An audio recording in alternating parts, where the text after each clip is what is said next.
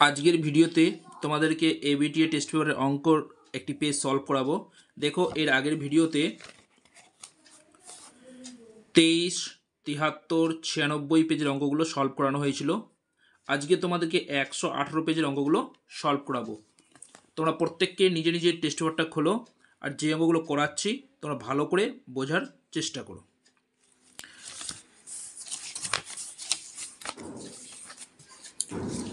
তো দেখো, এই যে 118 পেজের অঙ্ক, এমসিকিউ টাইপ যে অঙ্কগুলো আছে সেগুলো সলভ করাবো। তো সবগুলো অঙ্ক যদি করানো যায় তাহলে অঙ্কটা কিন্তু ভিডিওটা কিন্তু বিশাল বড় হয়ে যাবে। তাই আমি তোমাদেরকে বাছাই করে কিছু ইম্পর্টেন্ট অঙ্কগুলো শিখিয়ে দিব। দেখো, প্রথমে যে ইম্পর্টেন্ট অঙ্কটা এখানে আছে কি 1-এর 4 দাগে যদি এক্স প্রপোর্শনাল টু ওয়াই হয় তখন এ নাম্বার অপশন বলেছে x square is proportional to y cube, B number option x cube is proportional to Y square, C number option x proportional to y cube, D number option হচ্ছে x square proportional to Y square.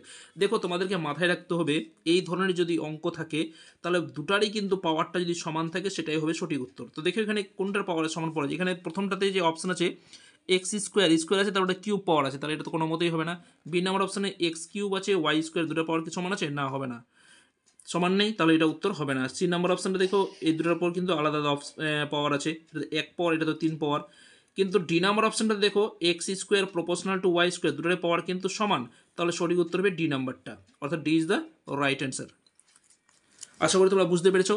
Next যে অঙ্কটা করাবো, দেখো 4 দাগের অঙ্ক তোমাদেরকে solve করাবো। 4-এর 1 দাগের অঙ্কটা, চারের 1 দাগের অঙ্কটা খুবই ইম্পর্টেন্ট। দেখো কি আছে লেখা, বার্ষিক 5% সরল সুদের হারে কত টাকার মাসিক সুদ 1 টাকা তা নির্ণয় করো। দেখো অঙ্কটা সলভ করে দিচ্ছি তোমাদেরকে।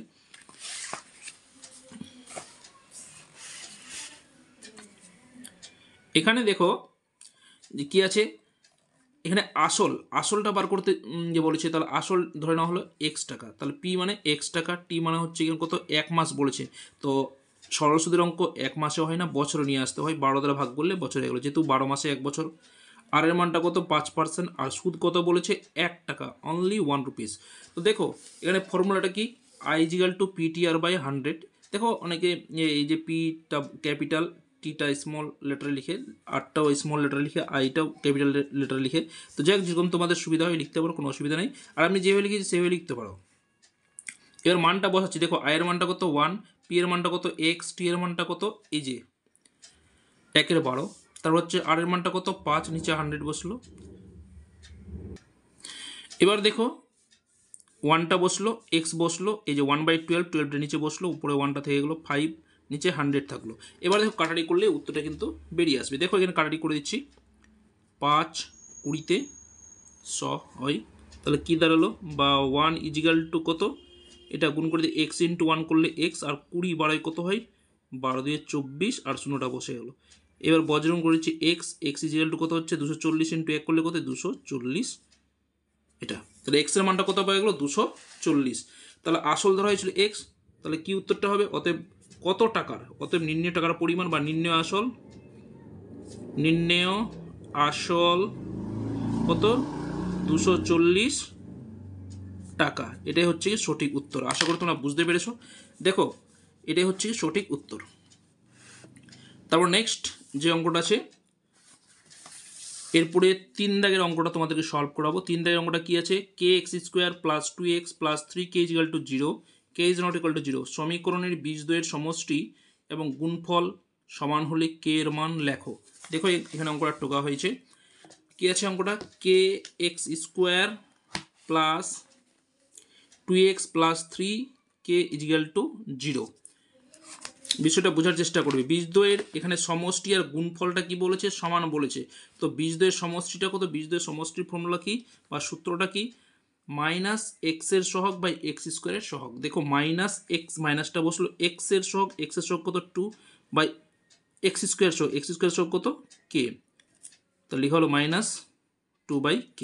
এবার বীজদ্বয়ের গুণফলের সূত্রটা কি, গুণফলের সূত্র হচ্ছে ধ্রুবক পদ বাই এক্স স্কোয়ারের সহগ, ধ্রুবক পদ কত, এই যে 3k, আর এক্স স্কোয়ারের সহগটা কত কে, তো 3k/k, উপর নিচ কে কেটে দাও, থাকলো কত 3। এবার এটা কি বলেছে, সমান বলেছে, তো এখানে শর্তানুসারে সমান করে দেওয়া হয়েছে। দেখো শর্তানুসারে -2/k ইজিক্যাল টু 3। এর বজ্রন কে ইন্টু 3 করলে 3k ইজিক্যাল টু -2, কে এর মানটা আবার করলে কত -2/3। তাহলে নির্ণেয় কে এর মান, নির্ণেয় কে এর মানটা কত পাওয়া গেল -2/3। এটাই হচ্ছে সঠিক উত্তর। আশা করি তোমরা বুঝতে পেরেছো। দেখো নেক্সট অঙ্ক 10 দাগের অঙ্কটা তোমাদেরকে সলভ করাবো।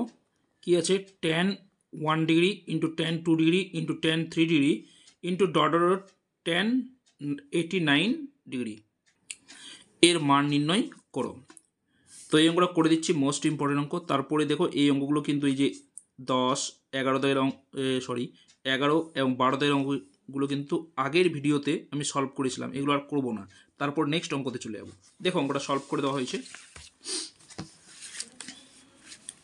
tan 1 degree tan 2 degree tan 3 degree into dot dot tan 89 degree. এটা কিন্তু পুরক্ষণের অঙ্ক, মোস্ট ইম্পর্টেন্ট অঙ্ক, ভালো করে প্র্যাকটিস করে নেবে। এটা বসে গেলো, দেখো এটা বসে গেছে। এখানে লেখা দেখো tan 89 ডিগ্রি, এর আগে কত ছিল দেখো, এখানে লেখা হয়েছে 87 ডিগ্রি, 88 ডিগ্রি, 89 ডিগ্রি, tan দিয়ে লেখা হয়েছে। এদিকে 3 দেখো পরপর 3টা আছে, আর শেষের দিকতে 3টা লিখলাম।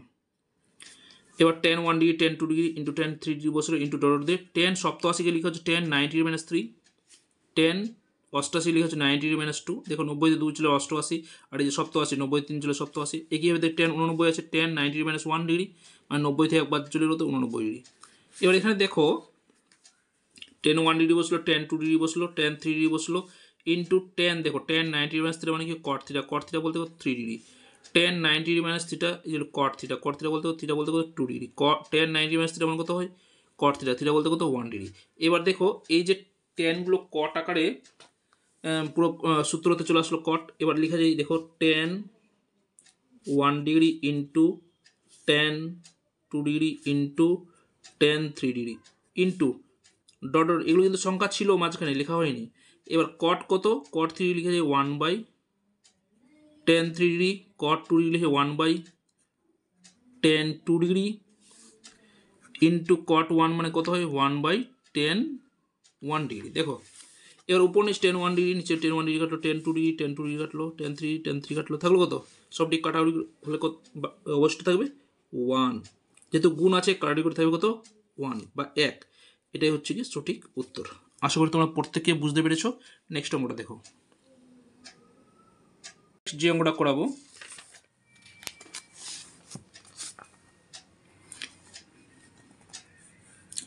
দেখো তোমাদেরকে এই অঙ্কটা সলভ করানো হবে। 8-এর 1 দাগের অঙ্কটা মোস্ট ইম্পর্টেন্ট একটা অঙ্ক। কি বলেছে, a square by B plus C is equal to B square by C plus A is equal to C square by A plus B is equal to 1 হলে দেখাও যে 1/1 plus A plus 1/1 plus B plus 1/1 plus C is equal to 1। এটা প্রমাণ করে দেখাতে বলা হয়েছে। দেখো অঙ্কটা টুকা হয়েছে এখানে a square by B plus C is equal to B square by C plus A is equal to C square by A plus B is equal to 1। তো এখান থেকে a স্কোয়ারের মানটা বার করা হচ্ছে, a স্কোয়ার ইজিক্যাল কত, এই বি প্লাস সি, এটার সঙ্গে 1 এর সঙ্গে গুণ করে বসলো বি প্লাস সি। এবার দেখো এই বি স্কোয়ারের মানটা বসানো হচ্ছে, বি স্কোয়ার ইজিক্যাল কত হবে সি প্লাস এ ইন্টু 1 করলে সি প্লাস এ। এবার সি স্কোয়ারের মানটা সি স্কোয়ার ইজিক্যাল কত এ প্লাস বি, এটা মান পাওয়া গেলো। দেখো a স্কোয়ারের মানটা বি প্লাস সি, বি স্কোয়ারের মান সি প্লাস এ, আর সি স্কোয়ারের মান হচ্ছে গিয়ে এ প্লাস বি। এবার দেখো অঙ্কটা টুকা হয়েছে 1/1 plus A plus 1/1 plus B plus 1/1 plus C. এবার যেহেতু এখানে এ স্কোয়ারের মানটা আছে, তো এ স্কোয়ারটাকে আনবো। দেখো কি করা হয়েছে, উপর নিচ অর্থাৎ লব হরকে প্রথম অংশটাকে এ দ্বারা গুণ করে, দেখো উপর নিচ এ গুণ করা হয়েছে, এই অংশটাকে বি উপর নিচ বি দ্বারা গুণ করা হয়েছে, এটাকে সি সি দ্বারা গুণ করা হয়েছে, উপর নিচ সি সি। অর্থাৎ লব হরকে প্রতিটি অনুপাতের লব, যে প্রথম অনুপাতের লব হরকে এ দ্বারা, দ্বিতীয় অনুপাতের লব হরকে বি দ্বারা, তৃতীয় অনুপাতের লব হরকে সি দ্বারা গুণ করা হয়েছে। তোমরা এই কথা লিখলে লিখতে পারো। দেখো গুণ করে বসানো হয়েছে 1 ইন্টু এ করলে এ, এবার এ ইন্টু 1 করলে এ, আর এ ইন্টু এ করলে কত হয় এ স্কোয়ার বসলো। এবার বি ইন্টু 1 করলে বি, বি ইন্টু 1 করলে বি, বি ইন্টু বি করলে বি স্কোয়ার। একইভাবে দেখো সি ইন্টু 1 করলে কত হয় সি, আর সি ইন্টু 1 সি, আর সি ইন্টু সি করলে সি স্কোয়ার। এটা গুণ করার উদ্দেশ্যটা কি, এই দেখো এ স্কোয়ার চলে আসলো এখানে, এখানে বি স্কোয়ার আসলো, এখানে সি স্কোয়ার আসলো। যেহেতু আমরা A B A square B square C square মানটা জানছি, এই মানটা আমরা কিন্তু পুট করব।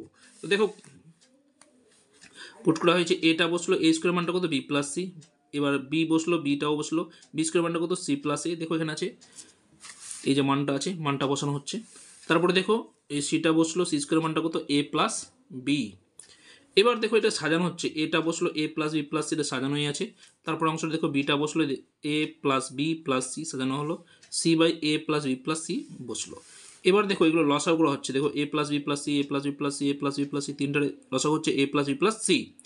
এবার দেখো এই অংশটা কাটলো থাকলো তো এ, এবার এই অংশটা কাটলো থাকলো তো বি, এবার এই অংশটা কাটলো থাকলো তো সি, অর্থাৎ প্লাস অবস্থায় দেখো A plus B plus C উপরেও পাওয়া গেল, নিচেও এ প্লাস বি প্লাস সি পাওয়া গেছে, উপর নিচ কাটলে কোথাও থাকলো 1, এটা তো ডান পক্ষে আছে, অর্থাৎ 1 প্রমাণিত, প্রুভড। আশা করি তোমরা বুঝতে পেরেছো। নেক্সট যে অঙ্কটা আছে দেখে নাও। এরপরে তোমাদেরকে 12-র 3 দাগের অঙ্কটা সলভ করানো হয়, মোস্ট ইম্পর্টেন্ট অঙ্ক। দেখাও যে cosec square 22 degree into cot square 68 degree is equal to sine square 22 degree plus sine square 68 degree plus cot square 68 degree. Most important অঙ্ক।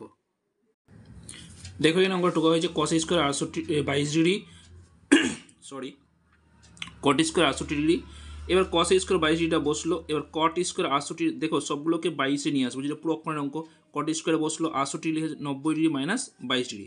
এবার দেখো কস স্কোয়ার 22 ডিগ্রি বসলো ইন্টু কট 90 মাইনাস থিটা মানে কি ট্যান থিটা, স্কোয়ার আছে স্কোয়ারটা বসলো, theta বলতে এখানে 22 ডিগ্রি। কস স্কোয়ার 22 ডিগ্রি লিখা হচ্ছে 1 by sine square 22 degree into কটকে ট্যানকে ভেঙে লিখা হচ্ছে sine 22 degree by cos 22 degree তার whole square, 1 by sine square 22 degree বসলো। এবার এই যে হোল স্কোয়ারটা আছে হোল স্কোয়ার ভিতরে বসানো হচ্ছে, দেখো sine square 22 degree by cos square 22 degree. এবার উপর নিচ দেখো সাইন স্কোয়ার কাটলো, তাহলে কত 1 বাই কস স্কোয়ার 22 ডিগ্রি, কসকে উপর তুললে কি হয় সেক স্কোয়ার 22 ডিগ্রি। আসলে বুঝতে পেরেছি, এটা হচ্ছে বাম পক্ষ। এবার ডান পক্ষটা দেখো, ডান পক্ষটাতে কি আছে sign square 22 degree plus sine square 68 degree plus cot square 68 degree. এবার সাইন স্কোয়ার 22 ডিগ্রিটা বসলো, সাইন স্কোয়ার 68টাকে লেখা হচ্ছে, যেহেতু 22 লিখেছিলাম এটা তো 22 নিয়ে আসবো, কি দেখো sine square 90 degree minus 22 degree, 90 থেকে 22 তুলে 68 হয়ে যায়।